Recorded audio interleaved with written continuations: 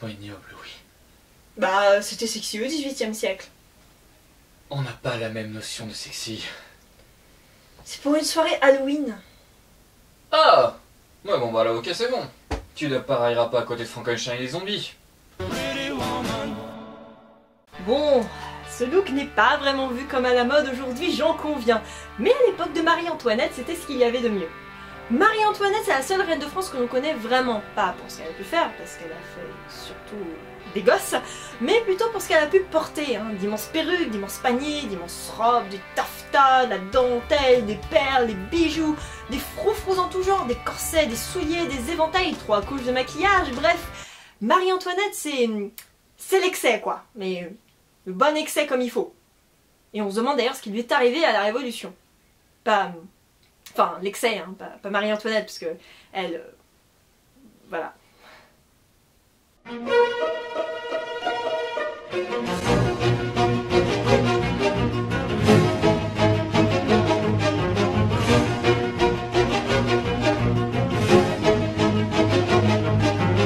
Non, vous n'allez pas y échapper. Contexte.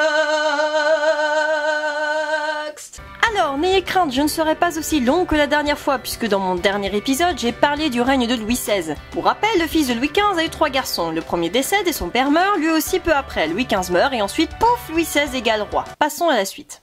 Qu'entends-je? Que vous n'avez pas vu mon autre vidéo? Et que vous aimeriez malgré tout un récapitulatif sur cette période? Ah, je suis navrée, mais j'en ai rien à foutre. Bon, on va pas beaucoup parler de Louis XVI aujourd'hui, surtout que la mode masculine n'a pas vraiment changé depuis le règne de Louis XV. En effet, l'habit à la française va devenir une caractéristique gardée jusqu'à la Révolution. C'est sous le règne de Louis XV que se propage la fameuse élégance à la française, et donc toutes les cours d'Europe vont vouloir l'imiter. Et c'est là qu'intervient Marie-Antoinette. Salut, moi c'est Marie. Je n'ai, je pense, pas besoin de vous préciser que la petite Toinette qui fait grave la mode, mais ce n'est pas né comme ça puisque lors de son enfance en Autriche, sa mère l'avait déjà habituée aux corsets à baleine et aux robes à palmiers qui étaient à la mode puisque français. Et malgré ses instruments de torture, elle a fini par s'y intéresser. Mais pourquoi, vous allez me dire? Elle se faisait chier. Mais c'est la seule explication. Marie-Antoinette se marie le 16 mai 1770 au très jeune Louis-Auguste de France alors que c'était encore des ados. Mais avant cela, elle a dû renoncer à la couronne d'Autriche et donc à ce qu'elle connaissait de ce pays. Dans le film de Coppola, on peut la voir finir à poil parce qu'on lui retire chaque vêtement autrichien pour qu'elle devienne ainsi complètement française. Pour le coup, sans écarter le fait que ça puisse rincer l'œil de certaines personnes, ça a pu vraiment arriver car c'était une tradition. Les époux sont souvent étrangères et à la frontière, elles doivent changer leur tenue vestimentaire, ce qui en quelque sorte redéfinit leur nouvelle identité, puisqu'elles passent de leur statut d'enfant à celui d'adulte et de dauphine de France. Lorsqu'elle arrive enfin à Versailles, elle est un peu désappointée puisque c'est pas trop la fête là-bas. Et quand elle devient reine, ça ne s'arrange pas, puisque vivre avec l'étiquette de l'Autrichienne mais aussi celle de Versailles, c'est pas vraiment chouette. Bah c'est surtout qu'elle était là exprès pour pondre des gosses avec Louis XVI. Ils ont mis 10 ans à en avoir un. Parce que... il y avait des petits problèmes. Pourquoi vous couchez pas ensemble? Ah ça. Donc, que pouvait-elle faire pour s'affirmer?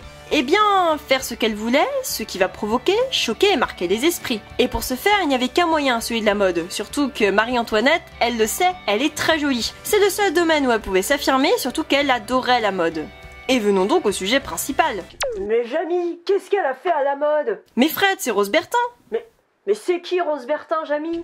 On ne peut parler de la mode de Marie-Antoinette sans cette femme. Rose Bertin, c'est la Cristina Cordula de l'époque, la styliste officielle qualifiée de ministre de la mode, car celle qui sait comment on doit s'habiller et quelles sont les dernières tendances. Les deux jeunes femmes se rencontrent par un bel été de 1774 grâce à Madame Adélaïde, fille de Louis XV.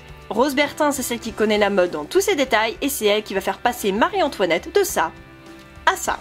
Il y a tellement de tissus et d'étoffes qu'on peine à croire qu'il s'agit toujours d'une robe à la française. Perles, dentelles, fourrure, soie, taffetas, paniers et corsets en tout genre. Plus! Il en faut plus! Alors que c'était interdit à la cour, Marie-Antoinette accueille sa marchande à Versailles et elle passe des heures à parler des nouvelles commandes de la reine. Tout ceci est répertorié dans le fameux carnet à étoffes et Marie-Antoinette va parfois même créer ses propres robes. Mais Rose Bertin, elle l'oriente aussi sur des modes d'outre-Manche puisqu'elle lui fait connaître les influences anglaises dans la mode féminine. Et oui, ça y est, le romantisme devient palpable avec les premiers amoureux de la nature venus de notre île préférée. Et Marie-Antoinette y est très sensible, elle va donc être la première à porter les nouveaux styles de robe. Alors que sa vie de dauphine était marquée par le port de la fameuse robe à la française, héritée de son défunt beau-père, d'autres styles de robe vont faire leur apparition à partir de 1770. La robe retroussée dans les poches qui, comme son nom l'indique, a ses pans retroussés permettant une plus grande liberté de mouvement, et on a le même principe avec la robe polonaise puisque l'arrière de la robe est également retroussé, ce qui donne l'impression de voir un faux cul avant l'heure. Et non, malgré le nom, cette robe ne vient pas de Pologne. Et enfin, la robe à l'anglaise, qui elle porte bien son nom puisqu'elle est caractéristique de cette mode d'outre-Manche. La robe est également plus courte, mais cette fois, les pans ne sont pas rabattus et petit détail appréciable, on n'a pas besoin de panier pour la rendre ronde puisque seuls les drapés suffisent.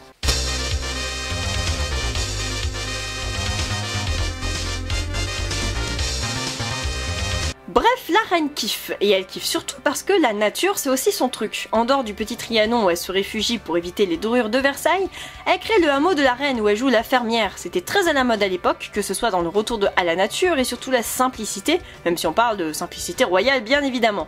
Car la petite Marie ne se tuait pas non plus à la tâche, hein. Mais ça lui plaisait de récolter ses propres œufs, son lait, ses fleurs et de jouer la paysanne.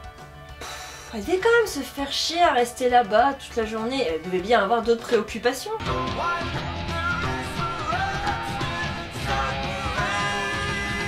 Non putain non, Christian tu dégages, tu n'as pas ta place ici, et tu le sais.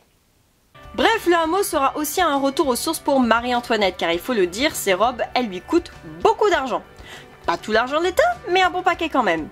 En 1786, sa garde-robe coûte 108 000 livres, soit plus d'1 million d'euros. Ça fait beaucoup. Marie-Antoinette comprend qu'elle déconne un peu, et elle décide donc de se restreindre comme l'illustre le fameux portrait avec ses enfants, qui en plus d'illustrer la mort de Marie-Charlotte, la dernière, montre que les caisses sont vides par la présence de ces 2 boucles d'oreilles en perles, seul bijou porté par la reine. Mais la reine va plus loin en posant de la même manière que son portrait à la rose, mais avec une simple robe de mousseline, et ce, en référence à ses occupations de bergère au hameau. À l'époque, c'est comme si elle avait été à poil. Pour une reine, c'est pas possible. Mais quoi? Vous m'aviez dit de me restreindre, c'est ce que j'ai fait. Mais pas de cette manière, Majesté. Ok, donc soit je suis trop habillée, soit je ne le suis pas assez. Vous savez pas ce que vous voulez en fait. Vous pouvez vous calmer sur des coiffures, non? Ah non. Ah non, hein, ça va pas recommencer. Et si commençons avec les coiffures, car ça c'est important d'en parler puisque c'est là où réside la grande révolution de la reine. Vous avez compris? Révolution, reine... Et ce, avec Léonard, son grand ami coiffeur, qui va réaliser de véritables tableaux capillaires. Vous avez compris? Léonard, tableau, Ok, j'arrête. Jean-François Autier, ou Léonard, s'est associé à Rose Bertin pour créer des poufs.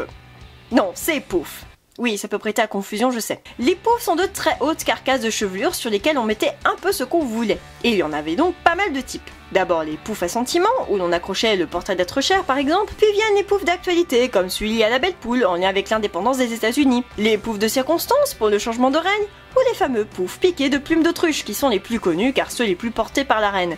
Et on peut même bouffer, puisque celui à la jardinière est rempli de fruits et de légumes en tout genre, que Marie-Antoinette va agrémenter de feuilles de pommes de terre lorsque celles-ci vont être importées en France. Ces coiffures vont atteindre des hauteurs de plus d'1 mètre, ce qui va compliquer les choses lorsque les femmes voulaient entrer dans leur calèche. Alors entre ça et les paniers, ça devait être simple, tiens. Oui? Bonjour citoyenne. C'est la révolution. Je peux entrer? Non? Merci. Et oui, voilà qu'en 1789, Marie-Antoinette n'a plus vraiment à se soucier de sa tenue vestimentaire, car la voilà face à une révolution qui va se retourner contre elle, et lors du chemin qui l'amènera à l'échafaud, elle abandonnera toute cette vie de reine pour une simple chemise de jour et un bonnet, les cheveux grossièrement coupés. Mais que va alors devenir la mode? Et oui, ça fait plusieurs épisodes que je vous parle de la mode comme en lien avec la royauté, et voilà que la révolution éclate. Mais alors, on va se dire, ça y est, la mode va disparaître. Eh bien, que nenni, contrairement à ce que l'on pourrait croire, les révolutionnaires ont beaucoup d'idées en matière vestimentaire. On va alors parler de mode politique. Et oui, terminer la mode vestimentaire copiée par les cours européennes, ici les révolutionnaires vont se servir de la mode pour s'affirmer. D'abord parce que cette mode a servi à la royauté pour les mettre à part. Le tiers-état se devait être habillé en noir, les plumes et les chapeaux leur étant interdits. On note donc déjà une restriction vestimentaire qui montre que cette majeure partie de la population est restreinte même dans ce domaine. Lorsque la révolution survient, on va avoir une réappropriation des codes vestimentaires de la noblesse, mais de manière simplifiée. On est sur un rejet total du passé de l'ancien régime avec un refus du luxe et de l'excentricité, et même un patriotisme voyant à travers des cocardes ou des souliers tricolores. Pour les hommes, l'habit reste pratiquement le même, seuls les tissus sont beaucoup moins chers. Vous allez me dire, ça va quand même. Oh oui, sauf que les couleurs. Voilà. Ouch mes yeux. À partir de 1795, sous le Directoire, on opte pour des chapeaux à calotte haute qui vont être caractéristiques, ainsi qu'un allègement du costume masculin. Il n'y a plus de perruque, les cheveux sont courts ou bien longs, les collants font office de pantalon et seule la redingote demeure. Cette dernière peut d'ailleurs avoir de grands revers. Le port de la cravate existe aussi toujours, mais est porté beaucoup plus haute. Pour ce qui est des chaussures, fini les souliers, place aux bottes. Beaucoup plus... Viril. Oui. Viril. Pour ce qui est des femmes, la robe à la française est abandonnée. La robe à l'anglaise va rester à la mode, mais ce qui va surtout être cool à cette époque, c'est la redingote féminine. Oui, les femmes vont porter des redingotes ou des caracos, sorte de vestes. Même chose que les hommes, on a plus de changements sous le Directoire. Fini les perruques, les souliers, les poudres. Les tenues se simplifient, la femme aussi. Le port de la redingote permet une masculinisation en lien avec les nouveaux rôles de la femme révolutionnaire qui la conduit vers des tenues quasi militaires. Puis vient le temps des élégantes, prémices de la robe sous Napoléon, puisqu'elle porte déjà des robes simples à l'antique. Fini les complications et les tortures maintenues dans la mode depuis des siècles, maintenant, les femmes affirment également leur liberté vestimentaire. Avant que ce soit massacré au 19e siècle. Mais, promis, je ne dis rien, no spoil. Bon, globalement, tout ça paraît plutôt simple, mais à présent, laissez-moi vous conter l'histoire Des incroyables et merveilleuses. Qui sont ces gens? Eh bien, peut-être des amoureux et amoureuses de Marie-Antoinette Rouffouillet qui pètent un câble à la fin de la Terreur. Les incroyables, c'est les hommes. On a l'impression qu'ils font exprès de porter des vêtements qui leur vont mal, avec des coiffures atroces, des redingotes à revers extrêmes, des pantalons dans les bottes, la pointe de chemise qui dépasse de la cravate. Bref, c'est l'équivalent de la chemise ouverte rentrée dans le pantalon ou les chaussettes dans les sandales. Oh mon Dieu, qu'est-ce que j'ai fait de ma vie? Les merveilleuses, c'est les femmes. Elles aiment les robes à l'antique et les grands chapeaux. Et un point qu'elles n'ont pas oublié d'appliquer, c'est que les vêtements antiques pouvaient être un tout petit peu, légèrement, beaucoup transparents. Du coup, vas-y que je porte des robes transparentes. Mais bon, précisons qu'il s'agit d'un petit groupe provocateur qui ne représente pas la majorité, puisque ces merveilleuses vont se décliner vers quelque chose de sobre à l'époque de Joséphine. Mais ce sera pour le prochain épisode. Cet épisode faisait office de transition, de l'extravagance et du renouvellement dans la mode avec Marie-Antoinette, jusqu'à la Révolution, où la mode devient instrument politique, non sans quelques fantaisies. On est ici sur une période charnière politiquement, et cela va s'illustrer par des changements dans les codes vestimentaires de Rose Bertin aux merveilleuses. La mode n'est plus sous la tutelle de la royauté. Maintenant, on va avoir énormément de changements, puisque les régimes politiques vont également beaucoup changer. On entre au 19e siècle. To be continued! C'est quoi cette voix? On dirait Rodrigo quoi? On n'a pas la même voix sexy. Avec cette voix Je peux le faire avec l'accent espagnol, c'est tout bon. C'est